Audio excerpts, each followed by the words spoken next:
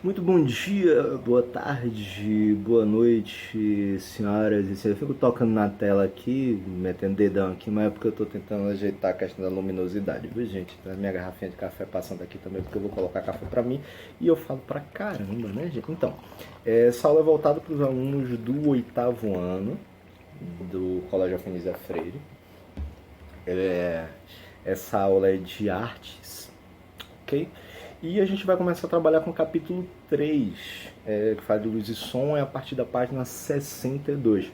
Então, abram um livro didático de vocês, a partir da página 62 e vamos jogar duro. Vamos começar. Primeiro a gente vai falar da parte sonora, depois a gente vai passar para a parte de luminosidade em geral e tal, mas tudo isso ligado às artes, né? E aí a gente tem. Primeiro a gente começa com três questões. São as seguintes. Você costuma observar a variação de luz no decorrer do dia? A variação de luz. A gente já começa com a brincadeira bem sem graça. Né? Tipo, só o fato de eu mexer aqui. Tudo bem que aqui é uma questão da variação de luz, é um pouco mais mecânica, né? De acordo com a abertura do diafragma aqui da câmera, né? Então eu posso mexer aqui para aumentar ou diminuir a luminosidade, né? Peraí, olha. Pronto, parece uma bestalhada, né? Mas enfim. Aí, mas quando eu falo aqui de variação de luz no decorrer do dia, é interessante, por exemplo, o que a gente acaba vendo da janela de nossa casa. Então, a diferença de manhã cedo, como é que tá a luz, a influência das nuvens também, a influência das nuvens no céu. Que muda também. A influência das nuvens, tal, que aí impedem ou permitem uma maior incidência da luz solar na janela da nossa casa, no vidro e tal. E a gente começa a ver essa iluminação, ela sendo maior ou menor ao decorrer do dia, de acordo com a posição do próprio Sol, né? E isso acaba sendo interessante porque vai inclusive pegar aquele jogo de luz e sombra de uma das aulas anteriores que a gente já falou sobre isso, né? Sobre a forma que a luz toca em determinados objetos, formando lá as sombras, né? Sombra, lembra? Sombra própria, sombra projetada e tal. Aí você brinca conseguindo ver o formato dessas sombras se aproximando, se afastando, como é que funciona. Então é sempre interessante você parar para observar essa variação da luz, fora que você olhar um pôr do sol lindo, maravilhoso também. Lindo, tá? Só não pare para ficar olhando diretamente no sol de meio-dia para você não queimar as vistas, né? Senão vai ficar que nem Lourdes lá, toda azarolha. Quanto aos sons cotidianos, você repara neles com frequência? Nesse instante eu estava reparando aqui, revoltado já, porque o vizinho estava fazendo obra aqui do lado, então uma barulheira da desgrama. Aí tinha um pessoal aqui no condomínio também que estava fazendo limpeza de um material e precisando usar aquele jato de água de pressão, né? Então foi uma barulheira da zorra também. Eu estava quase tacando meu café em cima dele, só não fiz isso porque eu não ia desperdiçar café. Né? Vocês sabem que não dá para desperdiçar café. Mas a gente prestar atenção nesses sons cotidianos é algo bastante interessante, principalmente se a gente conseguir fazer isso sem nenhum tipo de interferência humana. Como assim, professor? Digamos assim, você está lá no interior, ou então de madrugada, então você não ouve ninguém conversando na rua nem nada, e aí você consegue parar e prestar atenção no barulho da chuva. Pô, eu adoro barulho de chuva. Aquele barulho de chuva, esse período está bastante chuvoso aqui em Aracaju, né? Então, se vocês estiverem no interior, provavelmente em alguns locais também vocês vão ver bem essa questão da chuva. E aí quando a chuva bate no chão, o barulho que ele faz quando bate no telhado, o barulho que faz. Aqui do lado eu tenho quase que uma floresta também, e sempre que a chuva está mais forte, sempre que o vento está mais forte, dá para escutar o farfalhar das folhas, o barulho que as folhas fazem quando estão balançando, né? E eu paro para prestar atenção em todo esse tipo de sons. Esse é interessante de você não ter uma influência do som humano, som feito por pessoas, né? Porque você consegue se concentrar plenamente, unicamente, naqueles sons que são gerados pela própria natureza, né? Então isso acaba se tornando bastante interessante de se ouvir, né? O canto da natureza, dos pássaros e tal. Final de tarde sempre escuto. Ou de manhã cedo, às vezes acordo 5 horas da manhã e tal, os pássaros cantando aqui. E os bebês desgramados, chorando também. Por que a criança acorda cedo só pra chorar, né, velho? Ave Maria. Enfim. Que comparações poderiam ser feitas entre o som e a luz?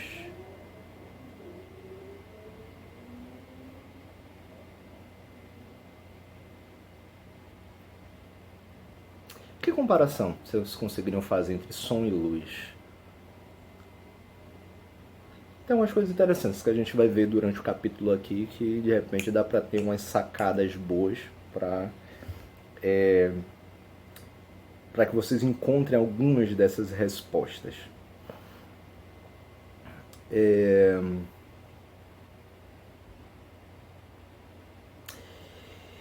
Então, há séculos, aí na página 63, há séculos cientistas e artistas estudam os fenômenos e efeitos da luz e do som. Alguns artistas visuais estudaram o comportamento da luz, procurando entender como os fenômenos luminosos interferem na percepção das cores. Por sua vez, alguns músicos interessaram-se pela propagação do som e pelas diferenças entre a música e os sons que ouvimos no cotidiano. Hoje, vários artistas estão interessados em explorar a relação entre o som e as formas, ou em trabalhar com os fenômenos da luz e o som associado.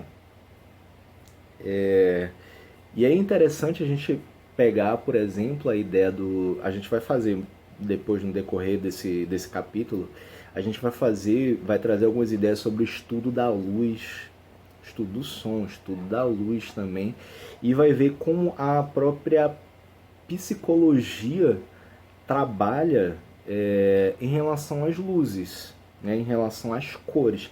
As cores nada mais são do que uma percepção luminosa tem um negócio aqui na minha unha. Nada mais são do que percepções luminosas, percepções que o nosso olhar consegue enxergar através de uma maior ou menor quantidade de luz que vem para os nossos olhos, né? E daí a gente pode pegar, por exemplo, uma cor, digamos, a cor verde. Se você tem uma maior incidência de luz sobre aquela cor, você vai ver aquela cor muito mais clara. Se tiver menos luz incidindo nela, vai ser um verde com um tom mais escuro. E quanto menos luz, mais escuro você vai ver. Quanto mais luz, mais claro você vai ver. Até que ou você tem ausência total de luz e você vai enxergar aquela como sendo preta, ou você vai ter uma incidência tão forte de luz que você vai acabar enxergando aquela cor como branca. Mas enfim, página 64. A luz e o som na arte. Nas próximas páginas, vamos conhecer algumas obras em que som e luz são ponto de partida para experiências estéticas, reflexões e pesquisas artísticas. Essa arte a gente vai chamar de arte contemporânea, que é justamente durante a arte contemporânea que a gente vai começar a ver essa mistura de mistura de instrumentos, mistura de matéria, de som, de luz, para poder gerar uma nova concepção de arte, né? Para poder gerar uma nova visão a respeito da arte. Então isso vai começar a acontecer agora durante essa época mais contemporânea. Agora que eu falo, digamos lá, de 1940 para cá e tal, que se começa a brincar com essa ideia das cores e sons e sombras e luzes. E pronto. A obra Light Space Modulator, em inglês é bom, hein? Me repita aí, Luara. Light Space Modulator. Modulador de luz e espaço, tá? É a Genesis isso. Foi apresentado em 1930 em Paris pelo artista húngaro, veja Ariel fala agora, Laszlo Moholy-Nagy. Aí ficou fácil, né? O artista começou a construir o objeto quando era professor na Bauhaus. Bauhaus era uma escola alemã de arquitetura e artes aplicadas, fundada por Walter Gropius em 1919 e fechado pelo regime nazista em 1933.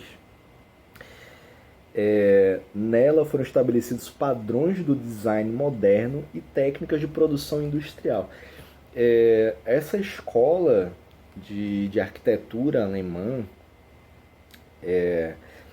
ela vai ser assim, a partir do século XX, a gente vai ver diversas escolas, diversas academias começando a trabalhar o conceito de arte a partir do próprio desenvolvimento industrial dos países.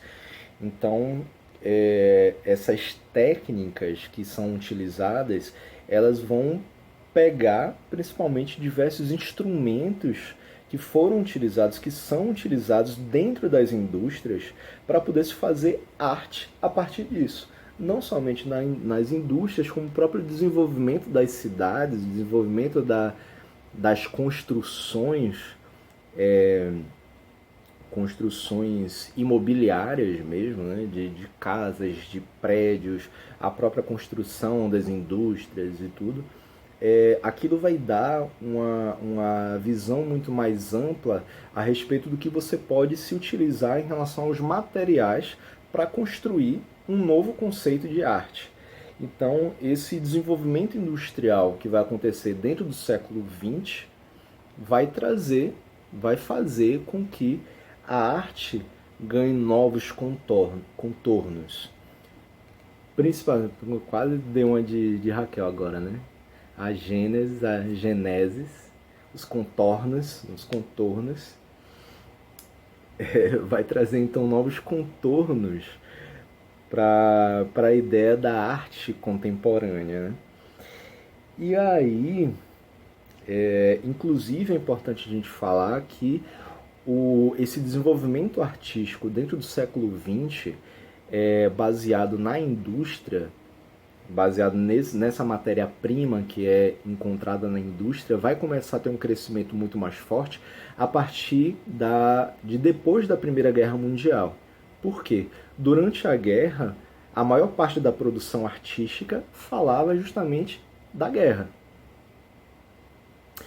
E até mesmo muitos dos materiais que eram para ser utilizados nas indústrias acabavam sendo desviados, eram retirados da construção da metalurgia em geral, das indústrias que trabalhavam com metal, tipo a indústria de carros, de motocicletas, a Harley Davidson mesmo, para quem gosta de moto.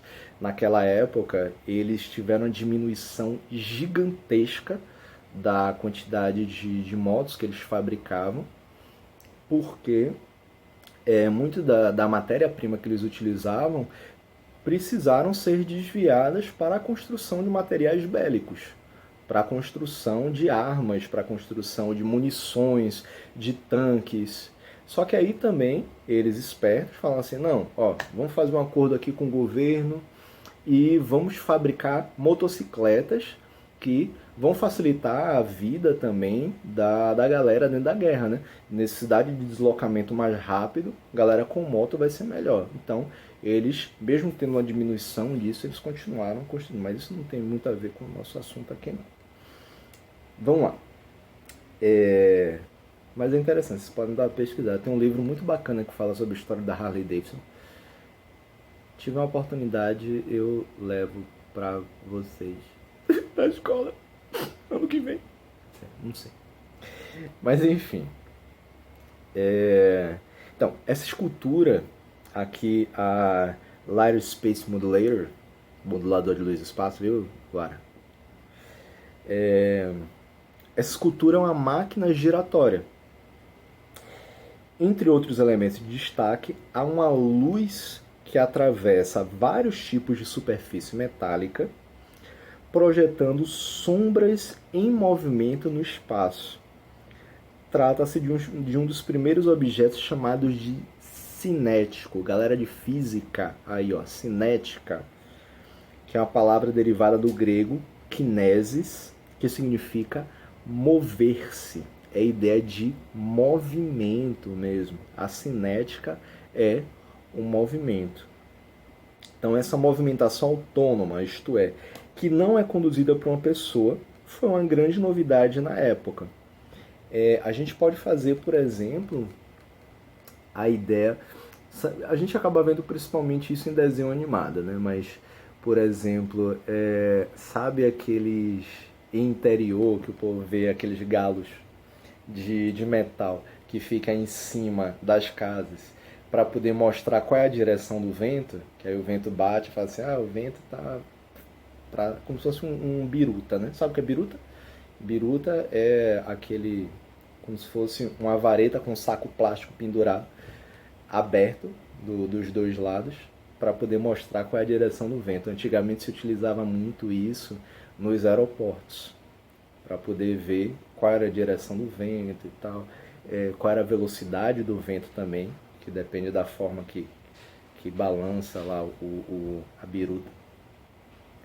Então, tipo, esse modulador de luz e espaço, ele vai se mover de forma autônoma também, só que aqui, claro, ele não tem a influência do vento, mas a gente pode construir até mesmo um objeto que se move através do vento, né?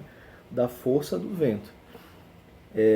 E aí, com a incidência da luz sobre esse objeto, vindo de qualquer direção, faz com que se projete, olha a ideia de sombra projetada novamente aí, faz com que se projete uma imagem na parede.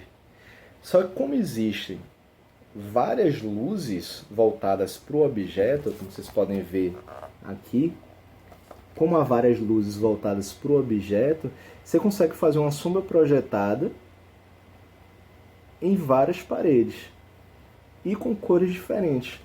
Por quê? Como eu tinha falado mais cedo, você pode enxergar uma determinada cor de acordo com a própria pintura da parede, ou com a cor da lâmpada, ou com a quantidade de luz que incide naquele objeto, ou de diversas formas diferentes, né? E isso vai criar, nesse caso aqui, por exemplo, a projeção em uma das paredes. Vocês conseguem ver um tamanho bem maior e de uma forma um pouco mais nítida. Na outra parede já parece que está um pouquinho mais opaca, parece que está um pouquinho mais fraca, tirando boa parte da nitidez por conta da incidência da quantidade de luz ligada àqueles objetos, né? Então, é por isso que você vai modelar essa relação da luz e do espaço. Uma brincadeira, uma coisa interessante que vocês podem fazer com isso é aquela brincadeira que a gente faz já desde as antigas, né? Que a gente faz um formato com a mão, né? Para poder pegar a incidência de luz na mão assim e o que se gera na parede, né? Então, você fazer isso daqui, um objeto assim, formato. Gente, tá horroroso esse negócio, né? Mas você fazer assim, tipo, e pegar a sombra que é gerada na parede com o movimento que você está fazendo aqui, vai parecer que é um cachorro. É um cachorro meio estranho, mas parece um cachorro. Ou então, eu não lembro mais, tinha um negócio que fazia um coelho, né? Que era como, gente? Eu não sei mais. Que era assim, sei lá. Mas enfim. E aí você consegue fazer vários formatos. Ah, uma pomba. E aí você coloca com a incidência da luz para suas mãos, que você vai fazer o movimento, e uma parede ao fundo. Claro, a gente pode fazer outras formas, pegar outros objetos para poder fazer esse tipo de experiência também, né? E se vocês puderem pegar um objeto que se mova, sem a influência de vocês, das mãos de vocês, se mova através da influência do vento, ou então que seja um objeto mesmo, que seja autônomo, através de uma pilha, ou não sei. Tanto faz. Vai ser interessante vocês enxergarem a forma que a luz incide nesses objetos e a sombra que eles geram, né? Inclusive transformando essa sombra em um objeto completamente diferente daquele objeto original. E aí tem obras artísticas, inclusive, que pegam, que fazem isso perfeitamente bem no amontoado de outros objetos, de lixo, por exemplo, que colocados numa posição, numa determinada posição, quando a luminosidade incide ali, a projeção que se faz é de uma imagem belíssima, né?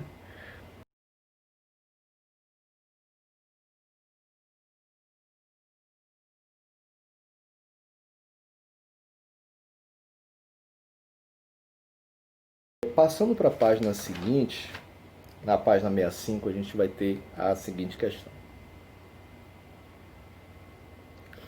Cada uma das obras do argentino Jules Leparc explora de maneira diferente os efeitos de luz e o movimento, né?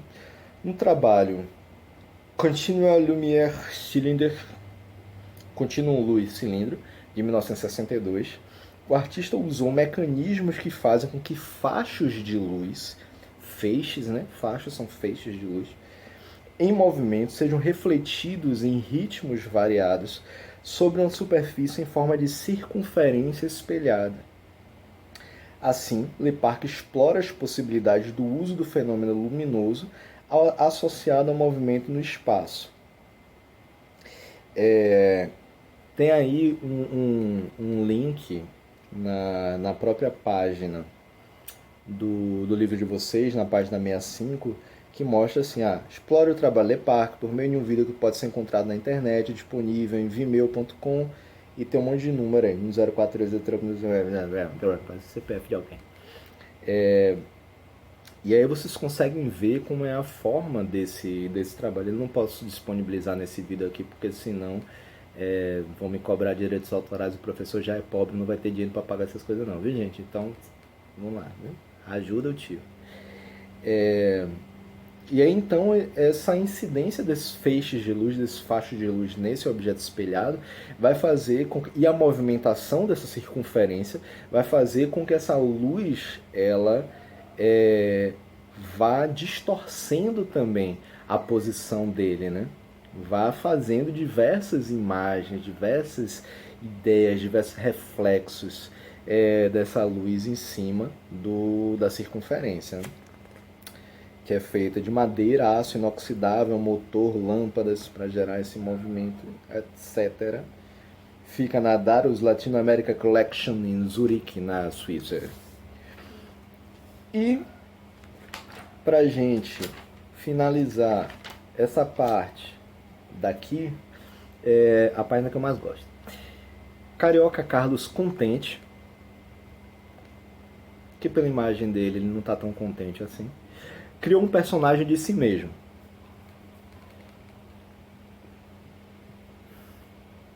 Ele usou um carimbo para se representar em seus trabalhos. O personagem contente pode aparecer em diversas situações. Em um muro da cidade, em uma camiseta ou em sequências de desenhos criados pelo artista. As duas cenas apresentadas nessa página fazem parte de uma sequência que o personagem contente entrevista a cor verde. Leia com atenção a pergunta de contente e a resposta da cor verde. Então, e a pergunta é a seguinte. Então, o verde existe independentemente do observador? Na entrevista, a gente tem o seguinte. Quer dizer, antes disso, só uma leiturinha aqui que é interessante para vocês, que eu vou disponibilizar também na legenda do vídeo, que diz o seguinte. O Sol emite uma luz composta de um espectro de cores. Esse fenômeno foi demonstrado em experiência por Isaac Newton ainda lá no século XVII. As cores se diferenciam em função dos diferentes comprimentos de onda. Quando a luz do Sol bate no objeto verde, ele absorve todas as outras cores em forma de calor e reflete a cor verde, que é percebida pelo olho humano. Os seres humanos têm número variável de células sensíveis a diferenças cromáticas, chamadas de cones, na retina. Assim, alguns têm maior sensibilidade e podem distinguir com maior facilidade essas variações, e outros, os daltônicos, têm mais dificuldade em distinguir alguns tons, como marrons e verdes escuros. Para vocês que gostam de assistir YouTube e tal, esses vídeos assim, tem o Coisa de Nerd, o Leon, né? Leon e Nilce e tal. O Leon, ele é daltônico. Então ele nem sempre consegue enxergar as cores que são mostradas para ele lá, ele se embola todo. Então é interessante quando tem uma coisa ou outra que mostra assim, você percebe bem que ele é daltônico através das reclamações que ele faz e a Nilce sacaneando ele, né? Se houver daltônico ou deficiente visual na sala, peça ele que descreva. Tem alguém que é daltônico na sala? Deficiente visual, eu mesmo sou. Eu tenho 5 graus de miopia, se eu tirar óculos não enxergo zorra nenhuma. Então, a deficiência visual, tipo, quem é cego tem deficiência visual, claro, mas a gente que é míope tem deficiência visual também. Só que a gente consegue diminuir esses problemas através do uso de óculos que corrigem a nossa visão, né? Mas basta tirar óculos para ver se enxerga qualquer coisa, não enxerga nem um livro, né? Mas enfim, aí a entrevista do Carlos Contente com a cor verde vai ser da seguinte forma. Voltando ao ponto. Você, cor, tem uma existência autônoma que independa do observador? Aí a cor verde responde. Bem, já tive crises quando pensava nisso. É uma pergunta difícil, que coloca em xeque o sentido da nossa existência. E aí toda a explicação da cor verde a respeito de si é como se o Carlos Contente ele começasse a... Puta que pariu, eu não tô entendendo nada! E aí a cor verde ela continua. Aí devemos nos perguntar o que é cor. O que é cor? A ciência nos diz que a cor de uma substância se dá pela capacidade dela de absorver certos comprimentos de onda luminosos e refletir outros. Por exemplo, a tinta que uso para aqui me apresentar, tem a capacidade de refletir os raios de luz que compõem o verde e de absorver todos os outros. Professor, que explicação... Um palavrão. Um pouquinho complicado, né? Mas enfim, eu vou deixar escrito na legenda um pouco falando sobre o que eu tinha lido aqui para vocês, porque não está no livro didático de vocês isso, mas é interessante a gente ter.